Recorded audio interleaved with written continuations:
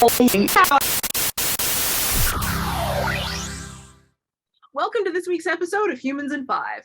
We always love sharing new research with you, and today we're excited to chat about some new information coming from the USA. A team of researchers from the UK and the US have recently shared some findings from an archaeological site in New Mexico, particularly in White Sands National Park.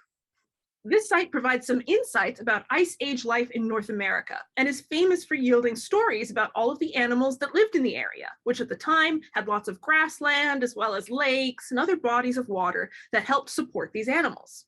Mammoths and my favorite, giant ground sloths, are known from this area. As researchers kept digging through layers of this site, they eventually hit the layers that showed human footprints as well.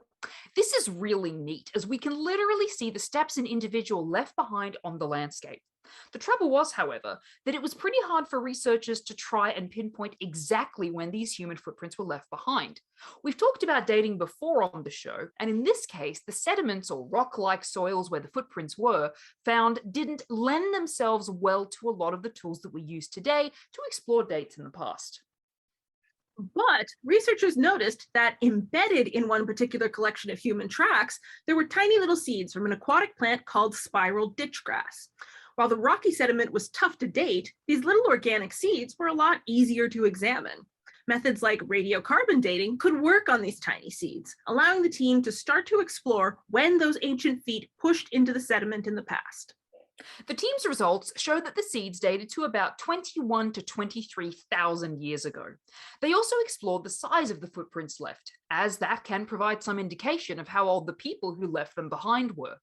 They found that these footprints were likely left behind by children and teenagers, who were probably down exploring by the water as kids so often do. This study paints a beautiful picture of ancient life in what we now call New Mexico, with past studies in the area giving a good picture of the local flora and fauna, and this study giving a good timeline for when humans were making a life and taking some time down to play by the water over 20,000 years ago. As so many of us would frolic by a stream in our childhoods, this moment resonates across millennia. A lot of the discussion around this site has stated that these footprints represent the earliest direct evidence of humans living in North America. The conventional date range given to the occupation of North America by the ancestors of Indigenous peoples is around 13 to 26,000 years ago, based on a range of information, including artifacts and genetics, so this study does fit in that range.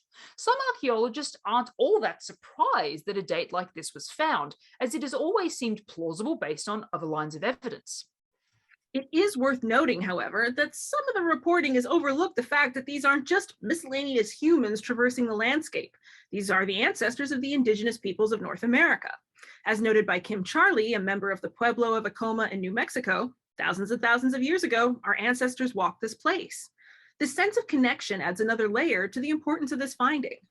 The children and teenagers playing by the water over 20,000 years ago aren't just some disconnected group, but a part of a long legacy of Indigenous life on this land, which is so often discounted. We're excited to see this new research, but also hope that everyone remembers the connection that Indigenous peoples have to both the land and the past. Thanks for watching, and we'll see you next time on Humans in 5. And don't forget to subscribe!